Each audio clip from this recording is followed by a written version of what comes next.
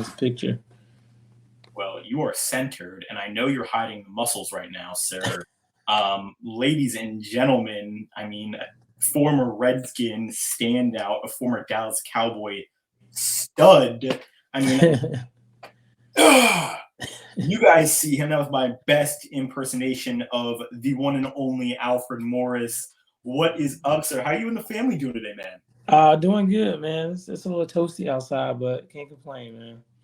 It's toasty, honestly. I'm sitting in the studio, and I don't know if you can see me, Underdog Talk, but I'm sweating. I don't need to do cardio today. I think it's a win-win, honestly, on that. And it's almost like the weather just changes like that. And speaking of change, you went from obviously the Redskins to the Cowboys. Well, they are the Commanders now. Yeah. What was that like going from an NFC East team to arguably their biggest rival? What was that like? It wasn't what I wanted. It just happened. I still don't have an explanation of like what actually happened and why that happened, but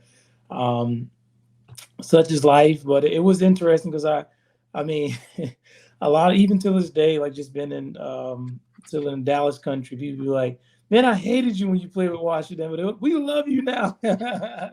So yeah, but I mean, I would get booed, and people just don't know what goes on, like, behind the scenes. I remember like just scoring a touchdown, and when I went back to Washington for the first time, and they were like, boo, and they getting, flicking me off and stuff, and I was just like, yeah, I have no idea. Like I wanted to be, in Washington my whole career, but that's not how it worked out. And like I said, there's still like just holes in like what really happened. So I still don't know, but that's the way it played out, and I'm thankful I was able to continue to play. So yeah. And you balled out, and obviously were a key member of the Cowboys when Zeke obviously was out for those few games, and that's what we call fair weather fans, Alfred. Listen, I cheered you on the Redskins and the Cowboys, even though I'm a Cowboys fan, because I just loved what you did.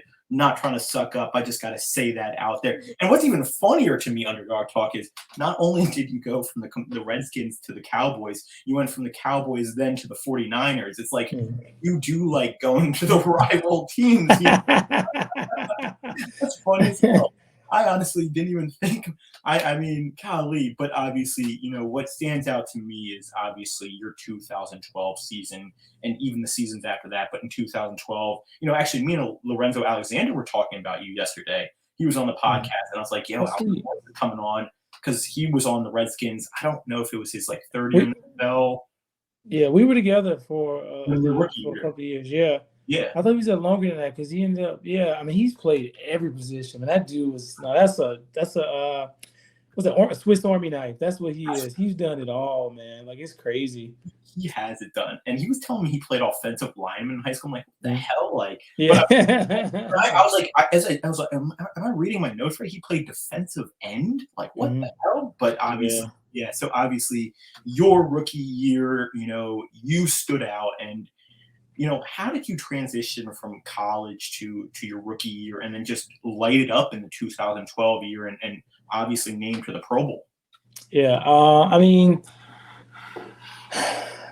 preparation, some luck, just the Lord opening up doors, honestly. I mean, I grind throughout college, and I mean, FAU is, I'm representing that. This wasn't on purpose; it just happened. So, so it but yeah, man, I worked really hard in college, and I chased a lot of ghosts in the sense that I wasn't just competing with the guys on the running backs on my roster, but for the 119 plus whatever many teams it is now, I was competing against those guys as well. So there's 32 spots. There's way too many of us. It's like, what can I do to set myself apart? So I'm always, going the extra mile and working extra hard. But sometimes it was just, I say luck because it was just luck of the draw in my eyes, just because I found myself in a system that was like, I've just fit perfectly into. One cut, get downhill. That's what, zone running is. And I was already doing that, for 4+ years before that, so it was like a lot of guys, there's some really good talent, whatever position. I just stick with running back. That's what I was, that just find themselves in a system that's really not fit for them. And I mean, it stinks, because then you don't pan out or you hit the ground later. So I just found myself in a really good situation.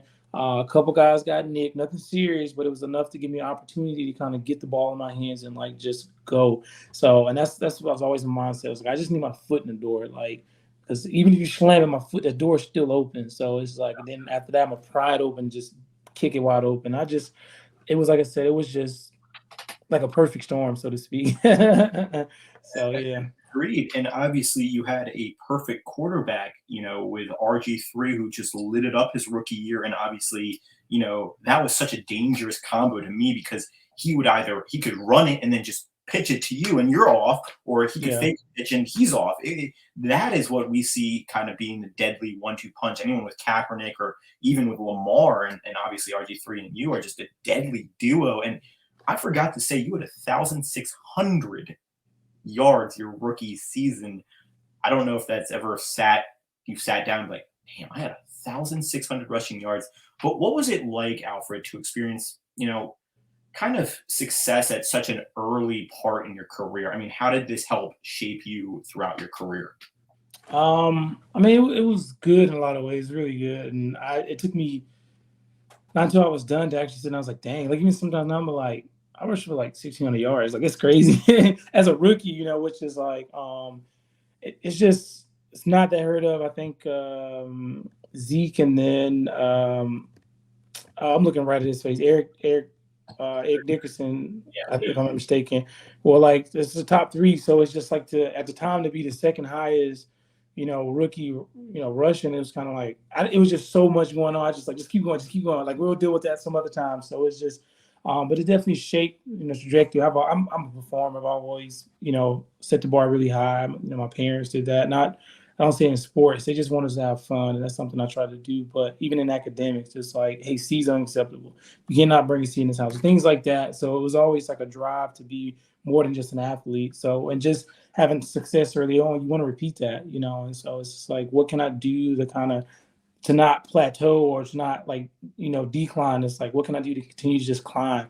I mean, that's the goal. It doesn't always happen though, but that's the goal. So just it helped that, and then it was also, but it was harder later on when I feel like I could have been a starter, should have been a starter, but I wasn't. So that kind of made I'm like, you see what I've done already? Like I've proven myself. Like just come on, just give me the keys. Like let's go. So that in that regard, it made it a little more challenging to, but at the same time, I just, hey, what can I do? It's not like, well, I'm not the guy, then this is bull. So like in that, like if I didn't have that mindset, like say we spoke about, Zeke been out those I think 6 games or something like that. So like if I waited to that opportunity to prepare for it, I wouldn't have been ready. I wouldn't have been able to perform the way. But I was always preparing. Every day I was preparing as a starter because to me, in my eyes, I was a starter. So I was like, I'm the starter. So and it's like you never know what's going to happen. And then the suspension happened. I was able to step in and kind of carry the load. And that's like I can do this. This is what I do. So always been prepared. Always just having that mindset of just like I'm the guy because you never know when the guy is going to have take a back seat or whatever. So it's like prepare as if you don't wait for the opportunity to come to prepare before the opportunity comes so then you can knock it out of the park. So that was always my mindset.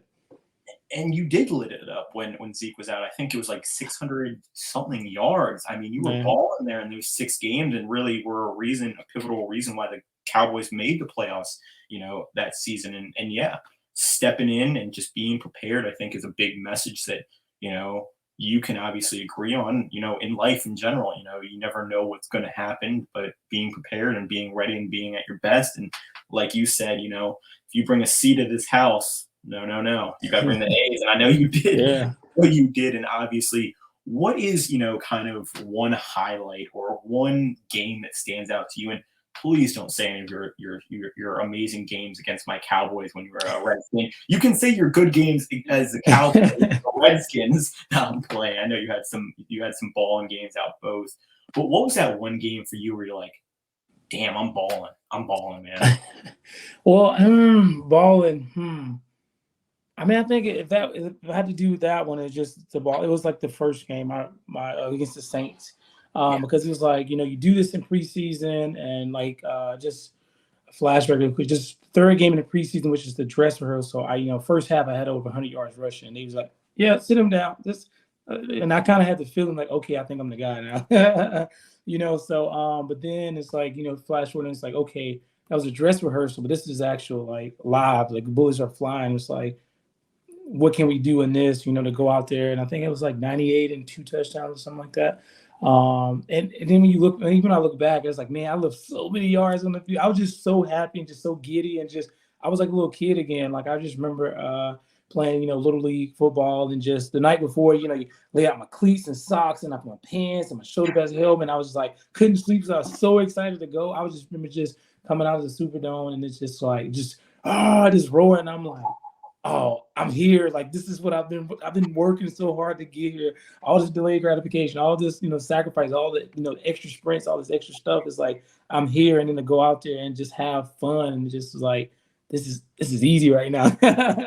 Like, but no, it's not easy, but like it was just fun and it was easier than I hoped it could have been. So, and just that kind of like set the tempo for the rest of the year. And what made it even, greater to me was that like my family was there. Like I'm from Pensacola, Florida, and that's like 2.5, 3 hours from New Orleans. So like, grandma, mom, dad, brothers, had a lot of family there. And it was really cool to just have my first start, my first game as a rookie, and then have a bunch of my family there to kind of be in support, and that was like one of my things. Like when I played, I would like always, when my family came in, I was like, take a picture of your ticket so I know where you're sitting at. And every time we come out of warm-ups, I always look for the section. I would try to find out where they're at. And I kind of like, oh, there they go. And it would just like settle me, like it was just like my thing. Like, and they didn't go to all the games, but it was the games they did. It just made me feel a lot better when knowing that I had someone there.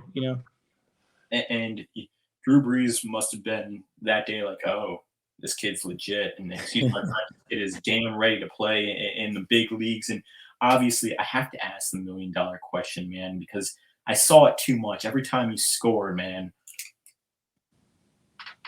where did the celebration come from? How did that all transpire? There was some confusion. Just for clarity, it's a baseball swing. So some people Really? it's like the golf swing. And I was like, no, it's not golf swing. It's just the motion. But so so it started. So when I was a rookie and we were in rookie minicamp and we had to stay at the hotel. I mean, I didn't have a place to live anyways. So we were at the hotel, and these kids who were in Virginia, they were attempting to represent Virginia for the Little League World Series. So it was a tournament, all these good teams, and it happened to be in Ashburn that year. And these kids were running around a hotel. They found some NFL players which he was running around, and they ended up stumbling across me. Anyways, like one of the moms invited me. She just plopped on a bench while I was waiting for the shuttle and started talking to me. She's like, hey, we're having like cupcakes and stuff later. If you want to come, like stop by. I'm like, well, I don't know our schedule, but sure. So I went and there's pictures of me with these kids. These kids like are grown with like mustaches. And I'm like, what the heck? Like y'all were like knee high when I met y'all, So,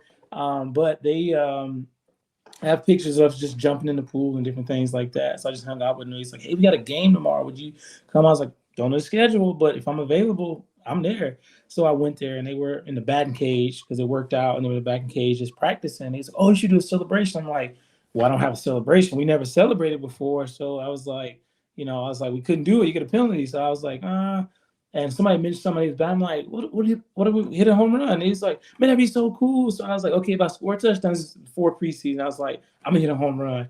So, I get into my first game. Actually, I scored was that third game was versus the Colts. And I get in, I hit a home run. I look at it on the Jumbotron when I was on the side. I'm like, that looks really cool. I was like, I think I found a celebration. So, but Fred Davis, the tight end at the time, he was like, hey, people don't know like what you're doing. Like throw a ball up and then hit it. So that's why when I come, I always like toss my hand up like this because I'm like, you playing by yourself, you throw it, you don't have a pitcher, and you hit it. So that's why I do that because so Fred, he was like, they don't know what you're doing. So I was like, all right. So I threw the ball up and I would hit it and I would watch it go out the park. And then after that, I would throw up my owl wings. Not to be confused, FAU, the U has the U and hook 'em horns, gig 'em. Owl wings. Like this is our like this is how we know we're owls. So they salute to they changed the name. It used to be salute to hoop, but so that it kind of just evolved and like as it then yeah. So at first it was just hitting it, then it was like throw the ball up and hit it, then it was like watch it sail, give my neighbor a salute and then throw up my owl wings. So it just kind of progressed as the year went on, and I was just like, oh yeah, this is my celebration. I love this. Like this is awesome. You see, I thought it was a golf swing for the longest time. Thank you for clarifying that. You're welcome. What's embarrassing is I was modeling my golf swing off of your celebration, so I got to re-change that whole thing, man. No wonder my ball's been just rolling, and obviously you are known for, being a man of the community and being a very charitable, player on and off the field, and Mhm. involvement in the community has always been, priority to you. Can you share some of the causes that are close to your heart, and why do you feel so passionate about, these charities or causes that you've been a big supporter of? I mean, growing up, we didn't have much. We had each other. It was family, and I benefited from a lot of programs. And when I was growing up, I was like, when I make something myself, not if, but when I make something myself, I was like, I'm gonna make sure every chance I get, I'm gonna give back.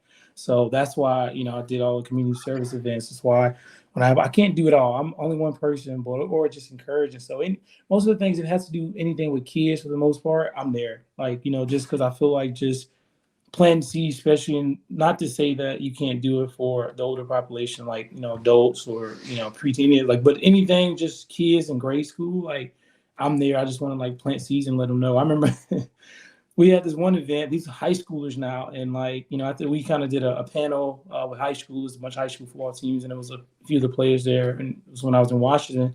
And afterwards, they had like because we traveled a little ways. It was at the stadium, so away. It's like an hour away from the practice facility. So they provided lunch and they gave us sandwiches. I love a sandwich, by the way. So, and we were eating sandwiches. One kid came, he's like, "Y'all eat sandwiches too?" I'm like, "What am I supposed to eat? Air? Like I ate food just like you eat food. Like that makes no sense, man. Like, of course I eat sandwiches. I love sandwiches." So, it's just kind of things like that to kind of let people know because there was things I didn't know was possible. The first time I got on a plane was when I visited FAU. It was the first time I ever been on a plane, and I was just like, "Oh my goodness, I'm on an airplane." It's like this is what people do in movies. I've never thought this would be me. Just to kind of like let people know it's like, man, you're here, but you can go places that this little game of football has taken me places I never thought I'd go, and I've seen things I never thought I'd see growing up where I grew up, and it was just like, and it's all because of kids game. Like that makes no sense, but I was really thankful. So I always wanted to give back. And so anything with a kid, I just want to pour into them because I feel like there's people who planted seeds in my life and watered.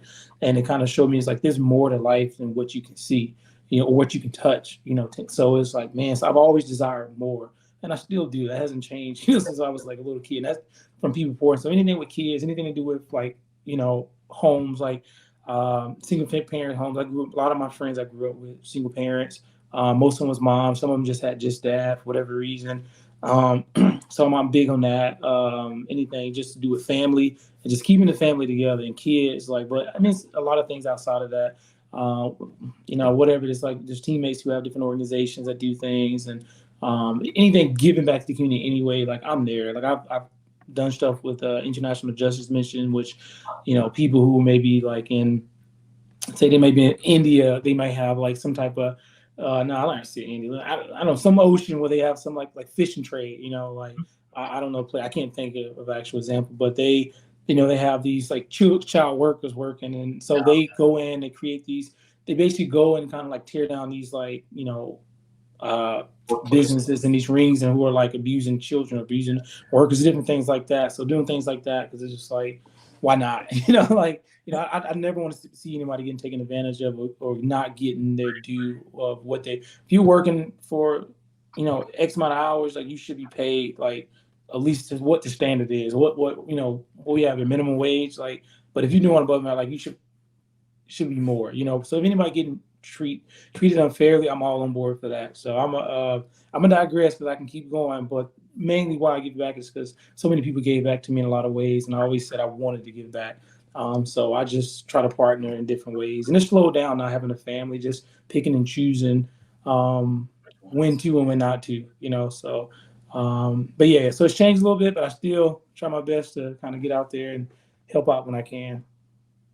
And besides obviously you being just a hero to so many, the thing that stuck out with me is you said, when, not if I make it. And that's the mindset that you got to have in life, when I'm going to become what I want to be. Because if you have that if, you're not ever going to kind of reach your or break your full potential. You're always going to have that kind of doubt. So I love how you said when, Alfred. And now we are going to be joined by one of the biggest Cowboys fans, but unfortunately he couldn't join. And shout out mailman Phil, and he would kill me if I didn't ask this question. The question is, do you still have that old car I do actually. It's I actually just did a reel on that like not too long ago, and just because it's still the number one question I get. So I get two things: the number one question, the number one statement. So number one question is like, "You still drive that old Buick?" I'm like, "It's a Mazda, but I still drive it." Yeah. So like I just cleared out. Like I still drive it this day. It's not my main car anymore because like what I do now, I drive a lot. I drive like 2,200 miles a month, like easily.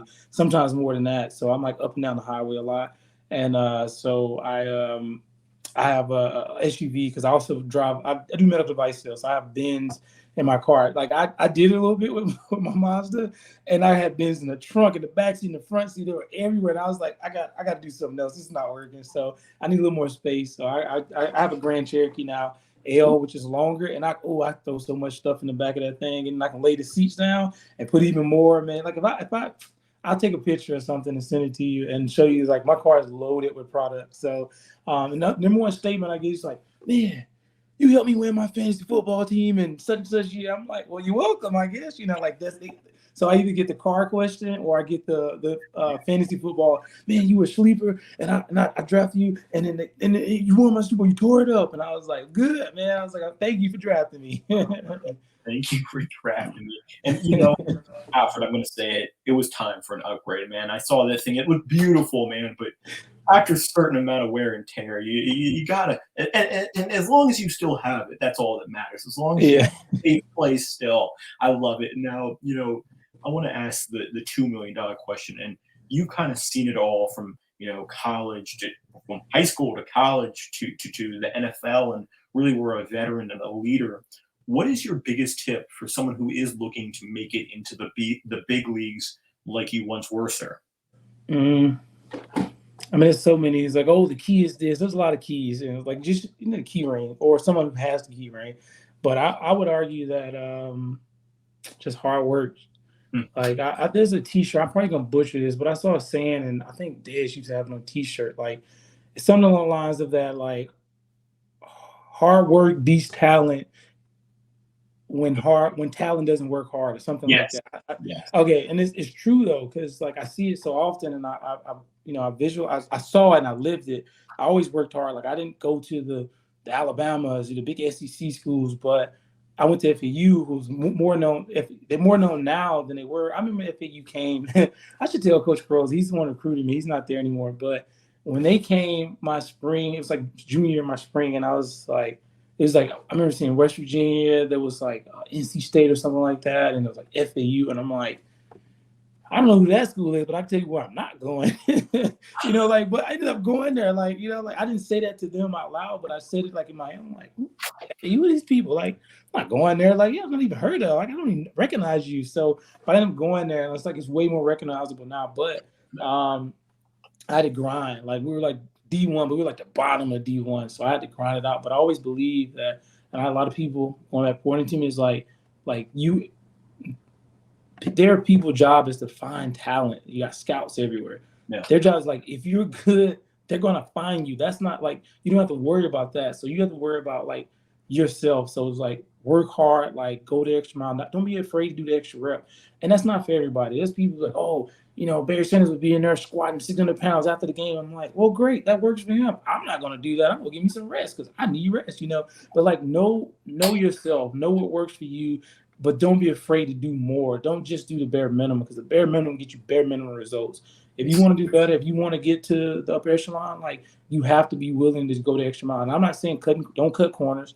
I'm not saying to like just, not rest and just, try to still silly trying to get somewhere. It's just like be smart about it, but grind and like work hard. Like hard work pays off. And I'm a testament to that. And I wasn't always the biggest, fastest, or the strongest.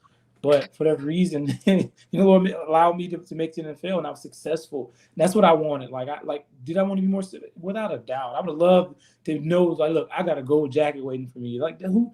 I wanted to be in that. Actually, no, that's not true. That wasn't my actual goal. My goal was. It would have been nice to have that, but my goal was. This was my goal, and I would pray about it. I was like, I want to be able to compete against the best of the best and be successful, and I did that. I did. I reached my goal, but my goal wasn't money. It wasn't all these things. And I would argue if you do set those things, once you get it, like it's like, what are you doing this for again? So that's why you see guys, and I would argue a lot of them like grew up like me, very poor, and like goal was like, I want a big paycheck, and they get it, and then they just it's like they don't realize it, but something in them like they lost it, they lose their drive. I think the first time I heard that analogies with a boxer, most of the great boxers were like they were fighting for food, like that's what their whole thing. Once they got those big paydays, they just didn't have that punch, and they just didn't have that drive to kind of like get them to continue to do what they were doing from the beginning because now they got abundance of food, so to speak.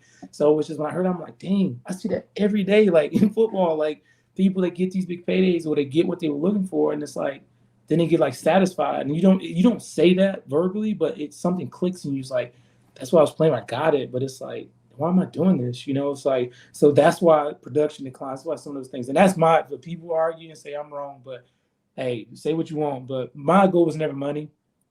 I would have loved a big payday. I didn't get it, but that's okay. But I feel like my career, for longest, I can't just being transparent. It's like I struggled, like, towards the end, it's like that. I saw my career as a failure, just because I feel like I could have did so much more. I could have, I could have run for more yard. But the crazy thing about it, like more wouldn't have done anything. But more it just begots more. You just like I get more, and it's like, well, just a little more. You tell them it's like just a little more, and it's like more is never going to be enough, So like now that I reflect back and see the impact that I have, not on the field, but just like say my stadium family, like things like that. Like it was always the people for me, like that's what I remember the most. It wasn't like, man, I remember I scored those, rush for 200 yards. I do remember that, but that doesn't light me up like, man, like I just started sitting in the stadium before you know it. It was like all these people, and we was just like didn't even care about football. It was just about each other. It was like with family, like so things like that. That's what I remember the most, and that's what like I cherish the most. And it's the locker room. It's not. I love scoring touchdowns. I love like just running people over. I love just like running around and just having fun. But like it's the people that I enjoy most. That's the ones I hold near and dear. Is just the fondness of like, man, I got to meet a lot of people, and like they poured into me, I poured into them in different aspects, and like that's what like I'm gonna cherish until the day I die. Like these cars and stuff, like I'm already forgotten. Like it's the next running back, it's the next quarterback, it's the next like thing smoking. It's like we're soon forgotten, and like that I know that. So it's like, but like those people like that locker room, certain people in the locker room, certain people that I met in the front office, wherever, that it's like, man, like they impacted me, I impacted them, and it's just like I'm so thankful, and like that in itself was like it's worth it. So it was not a failure, it was a success. I did exactly what I set out to do. It wasn't to make a check, it wasn't to be famous. It was like I wanted to compete against the best and be successful. So my career was a success, no matter what anyone says. Well, let me be probably not, but the millionth person to hype you up and go, well, what is it, like 99% of people don't make the NFL? What is it? Another statistic, don't make a Pro Bowl. What is it? Another statistic, don't make 2 Pro Bowls. What is it? Another statistic that you don't get over 1,000 yards. What is it? Another statistic that you don't get over 1,500. Oh, let alone as a rookie. And you became a household name, and you became one of my favorite players. I mean, you, Tony Romo, Jason Witten, man, when I think of Cowboys greats, and I know you were only on the team for a few years, man, but you made such an impact on the field for us Cowboys fans. So thank you for what you did when Zeke was gone and stepped up and balled the hell out. And watching you as a Cowboys fan when you were in Washington was not easy, man. And I loved it because I saw passion, and yeah. At some point, you just got to tip your hat to you, sir, and be like, he outclassed us. Now, Alfred, before we go, the floor is yours. Is there anything you want to plug? Anything you're working on right now? Any books, movies, rap, singing? I don't know. Anything? I got to pop up one picture. Yeah, and I make sure it was the Cowboys uni too. I'm sorry, Washington. I'm sorry. But no, you good, man. I love it, man. But the floor is yours, sir. Nothing in particular, man. I'm just I'm thankful though for the opportunity I have. Like I'm still young. I retired from a career and I'm still young, and I'm able to my kids can see all the hard work it took for me to get to the NFL, and not only just to get there, but to stay there, because it's not easy. Like it's not easy. It's one thing to get there, it's a whole nother to stay there, and I was able to once again to, the average is less than 3 years. It's lower for running backs, and it's like 2 and some change. But, I triple that, and I'm thankful, I thank the Lord for that every day. But so now I'm in a whole other job, and they see me struggle, they see me fail, they see me triumph, they see me, and I'm transparent. I talk about like some of my frustrations with it, things like that, so they can see what it looks like to work hard and to take like kind of set goals and like to achieve them. And I'm verbal about that, and I'm transparent, and it's hard, it's uncomfortable, but I'm thankful I get to do that. I get to do that, so I have a unique opportunity to kind of start over, and like my kids can see that. I want them to see me work. I want them to see me like provide. I want them to see me like struggle and triumph and just like man, we got a new doc and da da da da, and it's like man, like it's really good for us, and it's like it's helping our territory. So things like that. Books. I'm always trying to read. Like I don't. I'm looking for a new book now. I try to read something. I try to read 2 or 3 books like in a row to grow, and then one just to read, just for the joy of reading. So just like some I don't know what's one of the last books I read for enjoyment. Um, sure, I can't even think right now. I'm in a brain fart. But I just that's my like thing, and like I've kind of taken a break from reading. But I try to read, try to grow, and then try to just enjoy it, and just have a good read, and just enjoy the art of storytelling. You know what I mean? So, but other than that, not working anything crazy. Maybe later down the road, I kind of want to do. I wouldn't mind doing something like this. Just I love talking, man. So part of the reason why I did this, I enjoy talking. I wouldn't mind doing like I don't know if you want to call this a podcast or a vlog. I don't know what you want to call it, but something like this, just having people on and just talking about life, and we're talking about where you came from, where you're going, or just talking about just different things like that. So I definitely have an interest in that. I love talking, so give me a shut up is a trick. So so yeah, but I don't know. I'm sure some stuff coming in the pipeline that I don't even recognize, but things are starting to shape up, and so I'm excited. And just take it one day at a time, and as it comes, just short through it, shift through it, and see if there's something, or even try it. I'm like, that wasn't for me. Like, maybe I try something over here. So it's like I said, I'm still young, and I still, have a lot of vigor, a lot of. So yeah. So I mean, also, I don't know. One last thing, if you have a high rocks near you, do it. I'm not an ambassador or anything, but I love competing. It's HYROX, and it's like this endurance race basically. So there's 8 runs, 8 exercises, and just look it up. So I one of my coworkers told me about it, and I actually did a doubles last year. But there's um there's one in November in Dallas area that I'm gonna go to, and then there's another one like March. So I'm not trying to travel far. So if it's within somewhere in Texas, because that's where I'm at now, like within driving distance, I probably do it. But right now, I'm just sticking to like the Dallas DFW area. So, but if you're getting bored, you want to compete, man, just look up a high rocks and just try it. Shameless plug. I get no benefit from it, but I love competing. And the more people come out, the more competition you have, the more fun it is. So that's just me being selfish in a way.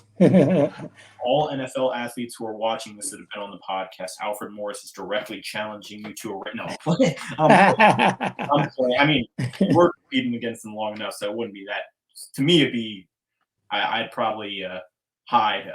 But first person to follow Alfred on Instagram, send me a screenshot, and I'll get you a little Dallas Cowboys Alfred Morris jersey out to you that we have here at the podcast. You got to represent, and I was doing the golf swing earlier. I got to go up. Boom. Yeah.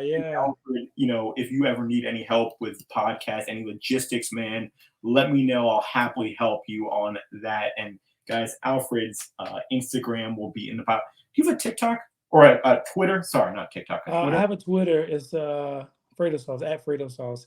I haven't been really active on Twitter. I need to step my game back up. So as Drake says, you got to get those Twitter fingers moving or something like that. Yeah. I feel like you could like just say something and be like, oh shoot, that's awesome. I feel like you're kind of the person to say something. It's like, oh shoot, I see it now. Yeah. So Yeah. definitely, please get back on Twitter. We would all love that. But guys, please go check out Alfred on Instagram. Again, that will be in the bio. First person to follow him, send me a screenshot. We'll get you out a nice little jersey. Alfred, thank you so much for taking your time, man. Speak of an underdog with everything to prove, who just proved it in the NFL and just rocked and rolled, man. I can't think of a better, fit than you, sir. So thank you again for taking your time, man. And I just find myself just enjoying this conversation, man. You are such a class act. And the only thing that I'm upset about Underdog Talk is the car. I really was hoping you were saying you were going to still use it, but Yeah. No, I'm still gonna use it now. I still drive it. It's just not my daily driver because I'm on no, no. Sorry, let me clear that up. I still drive it. Like even it's my weekend warrior now. So I have a work car. My job is generous. They pay for my tolls, they pay for my gas. And, they very generous. I have to calculate miles and all this stuff. But the weekends though, I drive the Bentley. Yes, sir. Oh, there So we go. no, it's she's not retired. She's semi-retired. She's just golfing and she's just Oh, just enjoying the retired life. I love it, man. Well, Underdog Talk again, one more time, the one and only Alfred Morris. Guys, don't forget to like, comment, and subscribe on this Underdog Talk podcast. Until next time, guys, the man they call Alf. Actually, I don't know if anyone's ever actually they called you Alf, right?